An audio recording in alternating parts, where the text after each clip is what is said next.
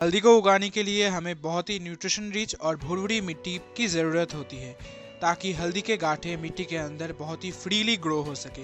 इसलिए मैंने cocopeat, compost and soil के साथ एक बहुत ही अच्छी वेल ड्रेन सॉइल मैंने यहाँ पे रेडी कर दिया है।